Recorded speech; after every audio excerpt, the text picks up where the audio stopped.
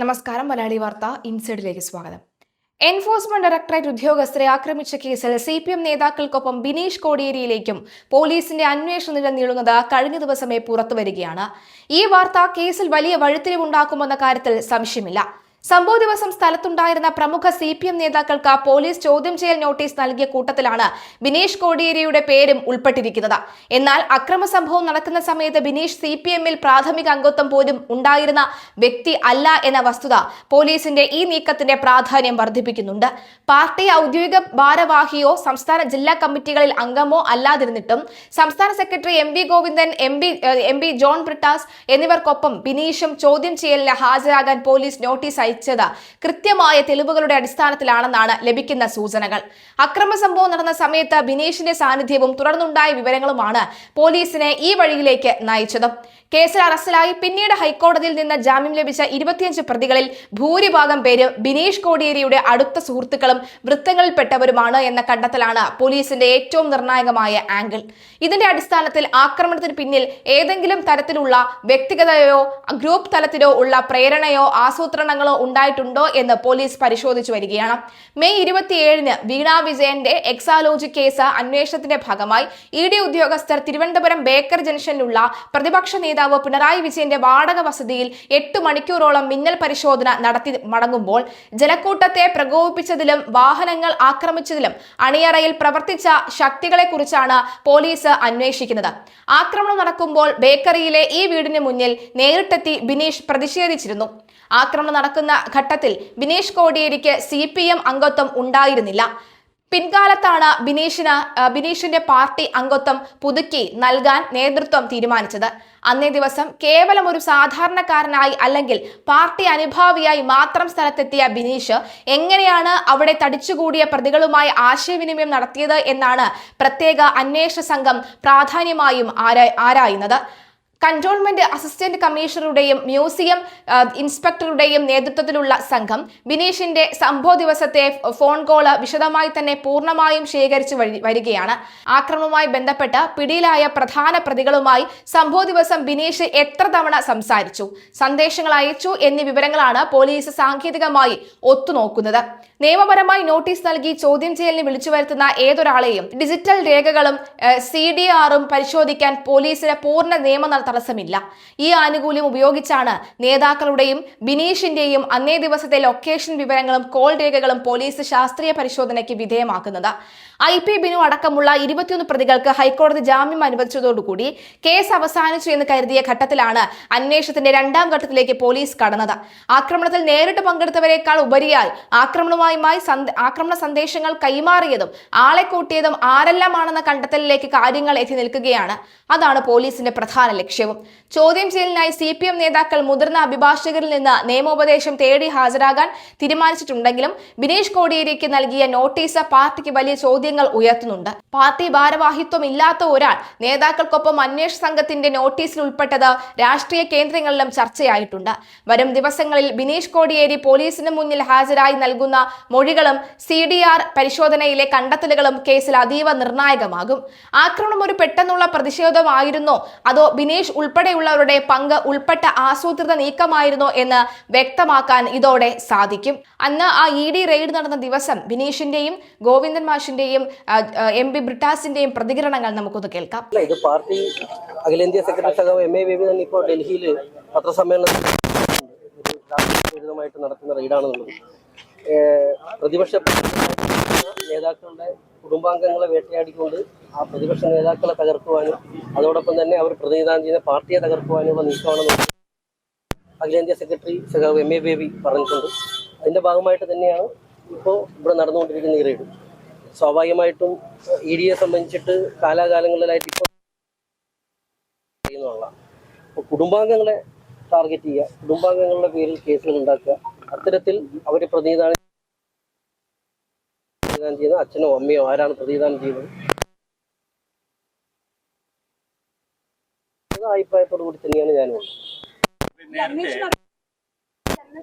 കോടതി ഇന്നലെ കേസിൽ നടപടികൾ സ്വീകരിച്ചതുകൊണ്ടാണ്.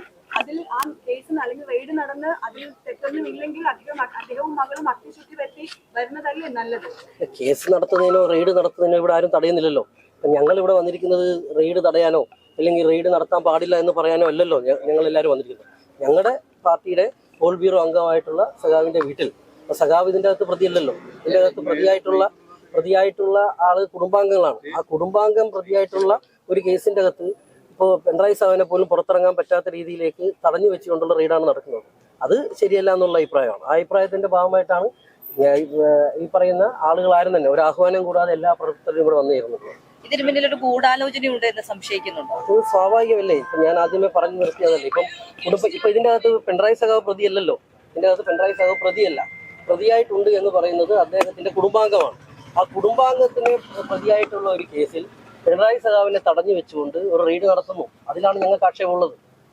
സ്വാഭാവികമായിട്ടും ഈഡിയുടെ നടപടികൾ എല്ലാം ഇങ്ങനെ തന്നെയല്ലേ, ആർക്കെതിരെയായാലും തടഞ്ഞു വെച്ചുകൊണ്ടുള്ള ഒരു പരിശോധന. അതെ, അതിൽ ഈ പറയുന്ന നിങ്ങൾക്ക് ആക്ഷേപമുള്ള വ്യക്തിയെ നിങ്ങൾക്ക് ഈ പറയുന്ന ഭാഗമായിട്ട് റെയ്ഡ് നടത്താൻ കാര്യം നടത്താം. പക്ഷെ കുടുംബാംഗങ്ങളെ ഇപ്പൊ അച്ഛനും അമ്മയും തടഞ്ഞു വെച്ചിട്ട് റെയ്ഡ് നടത്തുന്ന കുട്ടി, അവിടെ ഈ പറയുന്ന 15 വയസ്സ് താഴെയുള്ള കുട്ടി അതിൻ്റെ അകത്ത്. ആ കുട്ടിക്ക് ഈ പറയുന്ന പോലെ മനുഷ്യാവകാശമൊന്നും ഇല്ലേ? ആ കുട്ടിക്ക് ബാലാവകാശം ഇല്ലേ? ആ കുട്ടിയെ തടഞ്ഞു വെച്ചോണ്ടല്ലേ നിങ്ങൾ റെയ്ഡ് നടത്തുന്നത്? അത് ശരിയായ രീതിയാണോ? ഇതൊക്കെ അനുഭവസ്ഥരായിട്ടുള്ള ഒരാൾ എന്ന നിലയ്ക്ക് ഞാൻ പറയുന്നതാണ്. ഇപ്പോൾ നടക്കുന്ന റെയ്ഡ് എന്ന് പറയുന്നത് നഗ്നമായ രാഷ്ട്രീയ വേട്ടയാടലാണ്. കോൺഗ്രസും BJPയും കൂടി നടത്തുന്ന ഒത്തുകളിയുടെ ഏറ്റവും പ്രധാനപ്പെട്ട ഒരു ദൃഷ്ടാന്തമായിട്ട് വേണം ഈ റെയ്ഡിനെ കാണാൻ വേണ്ടി. ഇന്നലെ കേരളത്തിൻ്റെ മുഖ്യമന്ത്രി ഡൽഹിയിലെത്തുന്നു.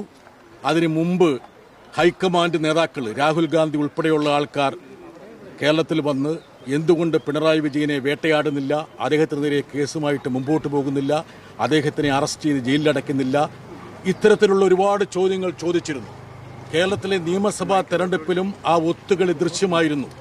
ആ ഒത്തുകളിയുടെ ഭാഗമായിട്ടുള്ള ഉദ്ദിഷ്ട കാര്യത്തിനുള്ള ഒരു ഉപകാര സ്മരണയാണ് ഇപ്പോൾ ഇവിടെ അരങ്ങേറുന്നത്. കേജ്രിവാൾ എന്നുള്ള ഡൽഹി മുഖ്യമന്ത്രിയെ അറസ്റ്റ് ചെയ്ത് തീഹാറിലടയ്ക്കാൻ വേണ്ടി എങ്ങനെയാണോ കോൺഗ്രസും BJPയും ഒത്തുകളിച്ചത്, ഗൂഢാലോചന ചെയ്തത്, അതിൻ്റെ മറ്റൊരു പതിപ്പാണ് ഇന്ന് കേരളത്തിൽ അരങ്ങേറുന്നത്. പിണറായി വിജയൻ എന്നുള്ള നേതാവ് യഥാർത്ഥത്തിൽ തീയിൽ കുരുത്ത് അഗ്നിബാധയിലൂടെ മുന്നേറിയൊരു നേതാവാണ്. ഇതുപോലുള്ള ഒരുപാട് വേട്ടയാടലുകൾ കോൺഗ്രസും BJPയും അദ്ദേഹത്തിനെതിരെ നടത്തിയിട്ടുണ്ട്. വലിയ രീതിയിലുള്ള ഒരു രാഷ്ട്രീയ ഗൂഢാലോചന അരങ്ങേറിയിരിക്കുകയാണ് ഇന്ന് രാവിലെ മുതൽ. CPIMനെയും പിണറായിയെയും തകർക്കുന്നതിന് വേണ്ടിയുള്ള ബോധപൂർവമായിട്ടുള്ള ഇടപെടലാണ് നരേന്ദ്രമോദി കേന്ദ്ര ഏജൻസിയായ EDയെ ഉപയോഗിച്ച് ഇന്ന് രാവിലെ മുതൽ 14 കേന്ദ്രങ്ങളിലായി റെയ്ഡ് നടത്തിക്കൊണ്ട് വരികയാണ്.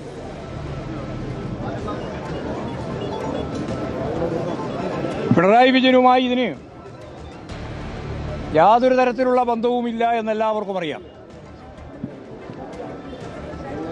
എക്സ്ലോജിക്കിൻ്റെ കേസ് തന്നെ MRLുമായി ബന്ധപ്പെട്ട ഒരു കരാർ അനുസരിച്ച് 1.72 കോടി, 1,72,00,000 ഉറുപ്പിക വീണ വിജയന് അവിടെ അവർക്ക് നൽകിയ MRLന് നൽകിയ സേവനത്തെ അടിസ്ഥാനപ്പെടുത്തി നിയമവിധേയമായി ബാങ്ക് മുഖേന എല്ലാ ടാക്സും ഒടുക്കിക്കൊണ്ട് കൈപ്പറ്റിയിരിക്കുന്നു എന്നുള്ളതാണ് അവരുടെ കേസ്. ഇന്ന് കേരള നിയമസഭയിൽ അംഗവും മന്ത്രിസഭാംഗങ്ങളുമായ 2 പേരുടെ പേര് അതേ ഡയറിയുടെ ഭാഗമായിട്ട് തന്നെ ചേർത്തിട്ടുണ്ട്. ആ 2 പേര് ഇന്നും മന്ത്രിസഭയിൽ അംഗങ്ങളാണ്. അവർ 2 പേരും അത് സമ്മതിച്ചിട്ടുണ്ട്. ഞങ്ങളിങ്ങനെ പൈസ വാങ്ങിയിട്ടുണ്ട് എന്ന് സമ്മതിച്ചിട്ടുണ്ട്. അവർക്കെതിരായിട്ട് കേസില്ല. വീണ വിജയൻ്റെ അച്ഛൻ പിണറായി വിജയനാണ് എന്നുള്ളതുകൊണ്ട് കോടതികളെല്ലാം ഇവിടെ ചൂണ്ടിക്കാണിച്ചതുപോലെ സെഷൻസ് കോടതി, ഹൈക്കോടതി, സുപ്രീം കോടതി ഉൾപ്പെടെ എല്ലാ കോടതികളും തള്ളിക്കളഞ്ഞ ഒരു കേസ് രാഷ്ട്രീയ പ്രേരിതമായി ഇടതുപക്ഷ ജനാധിപത്യ മുന്നണിയുടെ കേന്ദ്ര നേതൃത്വമായി പ്രവർത്തിക്കുന്ന സഖാവ് പിണറായിക്കെതിരായി അതിൻ്റെ രാഷ്ട്രീയ പാർട്ടിയായ CPIM-നെതിരായും കടന്നാക്രമണം നടത്താൻ ബോധപൂർവം കെട്ടിച്ചമച്ചുണ്ടാക്കിയ ഒരു സംഭവമാണ് ഈ റെയ്ഡ് ഉൾപ്പെടെയുള്ള കാര്യങ്ങൾ.